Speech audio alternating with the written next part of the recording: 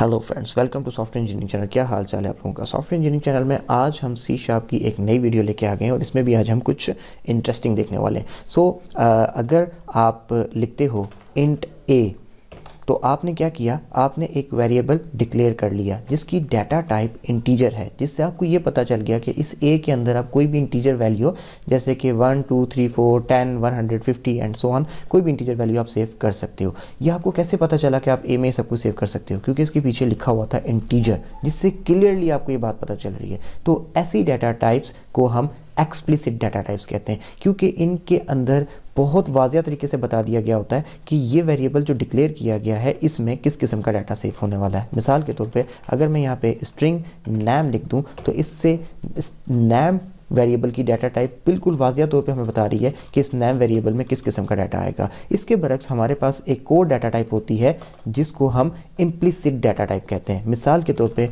वैर वैल्यू।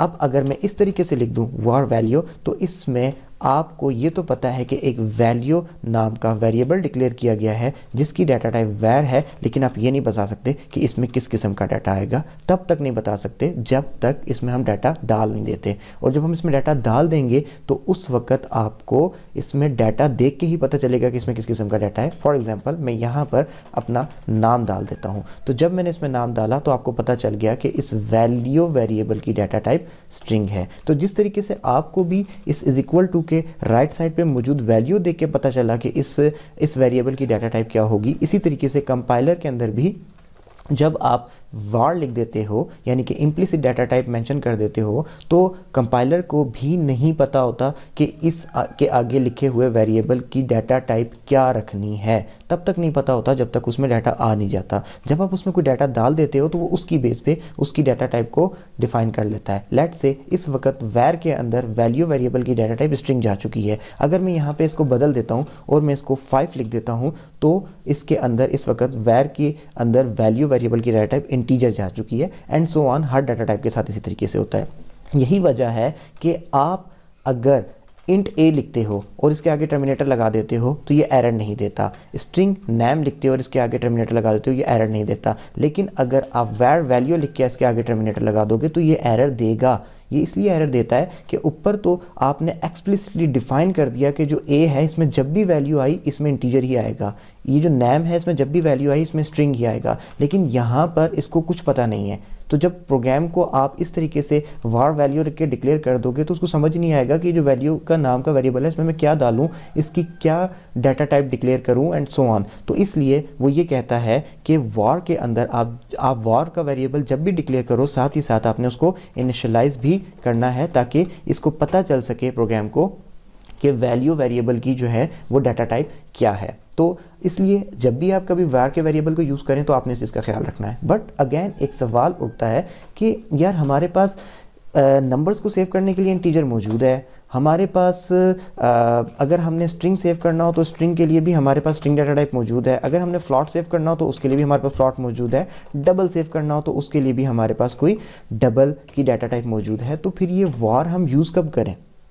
जब हमारे पास सब इंडिविजुअल डाटा टाइप्स मौजूद हैं तो वार कब यूज़ करना चाहिए? तो उसका जवाब ये है कि वार के डाटा टाइप को, इस इम्प्लिसिट डाटा टाइप को आप उस वक्त यूज़ करो जब आपको ये नहीं पता कि जब किसी सोर्स से डाटा आ रहा है तो आने वाला डाटा किस टाइप का होगा। लेट्स से एनोनिमस डाटा हो। फॉर एग्जांपल आप किसी सोर्स के ऊपर से, चाहे वो इंटरनेट सोर्स है, चाहे वो डेटाबेस सोर्स है, चाहे वो कोई फाइल का सोर्स है, या किसी भी एक्सटर्नल सोर्स से आप डाटा अपने प्रोग्राम में लेके आ रहे हो। अब वो सोर्स आपने देखा नहीं है, आपको ये नहीं पता कि वो डाटा इंटीजर आने वाला है, फ्लॉट आने वाला है, स्ट्रिंग आने वाला है, कुछ भी नहीं पता। तो आप क्या करते हो, आप एक वैर बनाकर उसके अंदर एक वेरिएबल बनाते हो और वो जो सोर्स होता है वो आप इसके आगे यहाँ पर लिख देते हो। जब आप यहाँ पे अपना सोर्स लिख देते हो तो जैसे ही इस सोर्स से जो भी डाटा आता है उस डाटा के अकॉर्डिंगली, उस डाटा को देख के वेरिएबल नाम के वेरिएबल की जो डाटा टाइप है वो जो है डिक्लेयर कर दी जाती है, रख दी जाती है। लेकिन इस वैर का इस्तेमाल आपने कुछ करते हुए कुछ चीज़ों का ख्याल रखना है,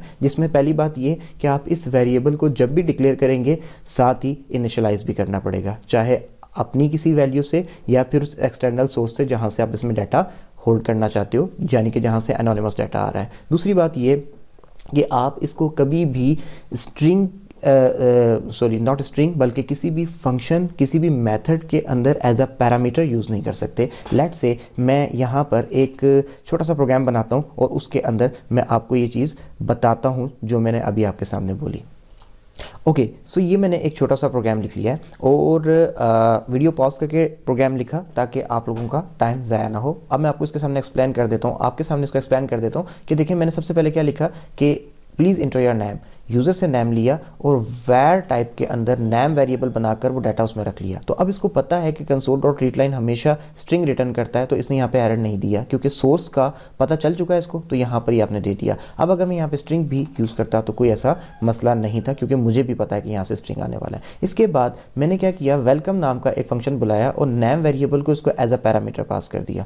अब ये पैरामीटर यहाँ से सीधा इस नेम के अंदर जा रहा है और console dot write line welcome to the program, और आगे जो भी नाम यहाँ से हम इसके अंदर इनपुट दिया होगा उसको हम जो है ना वेलकम टू दी प्रोग्राम और आगे नाम शो हो जाएगा। लेट्स से अगर मैंने इसमें इनपुट के तौर पे हमाद मकबूल लिखा था तो welcome to the program Hamad Maqbool लिखा हुआ आ जाएगा। अब यहाँ तक तो ठीक है, लेकिन अगर मैं यहाँ पर जाकर जिस तरीके से मैंने यहाँ पे वार्ड लिखा था तो कोई प्रॉब्लम नहीं आई थी, इसी तरीके से अगर मैं यहाँ पे वार्ड लिखूंगा तो प्रॉब्लम आएगी, क्योंकि जब भी आप कोई मेथड या फंक्शन बनाते हो तो उसके पैरामीटर के अंदर वैर को आप यूज़ नहीं कर सकते। हाँ, अगर आप यहाँ पे अंदर आ गए हो और यहाँ पर जाकर माय नेम करके इज इक्वल टू करके नेम को होल्ड करना चाहो तो ये बिल्कुल ठीक है, लेकिन उसके लिए भी पहले यहाँ पर आपकी डाटा टाइप स्ट्रिंग होना लाजमी है। यहाँ तक आपको क्लियर हो गया। इसके बाद एक स्टेप और जो कि फाइनल है, जो कि वार के बारे में आपको बताना चाहता हूँ। मैं एक न्यू फाइल बनाता हूँ Ctrl+N का बटन दबा के और इसका नाम मैं रखता हूँ student.cs, यानी कि मैं एक स्टूडेंट नाम की क्लास बना रहा हूँ। Ctrl+S का बटन दबा के सेव करता हूँ अपने प्रोजेक्ट के अंदर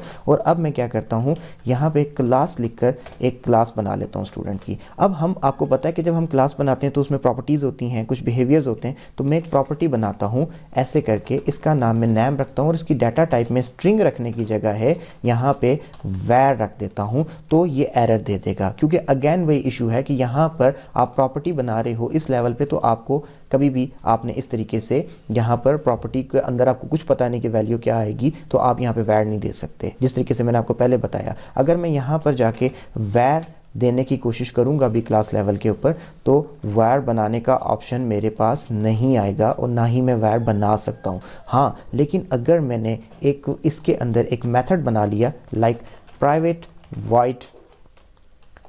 वॉइड माय मेथड इस तरीके से, और इस मेथड के अंदर जाके अगर मैं वैर बनाना चाहूँ तो बिल्कुल मुझे वैर बनाने का ऑप्शन भी आएगा और इसके अंदर मैं कोई भी वैल्यू डालना चाहूँ तो मैं डाल सकता हूँ। तो ये वेरिएबल जो है आपका वैर टाइप का उसका कंसेप्ट था। होपफुली आपको इसकी समझ आ गई होगी और जब भी आप नेक्स्ट कभी आपको इस्तेमाल करने की ज़रूरत पड़ेगी तो आप इसको लेके कंफ्यूज नहीं होंगे कि ये क्या यार, जब मैं क्लास में डिफाइन करता हूँ तो एरर दे देता है, पैरामीटर में देता हूँ तो एरर दे देता है, वैसे चलता रहता है, कुछ समझ नहीं आती इसकी। तो अब आपको इसके सारे कंसेप्ट क्लियर हो चुके होंगे कि वार डाटा टाइप जो है वो बेसिकली किस तरीके से काम कर रही होती है।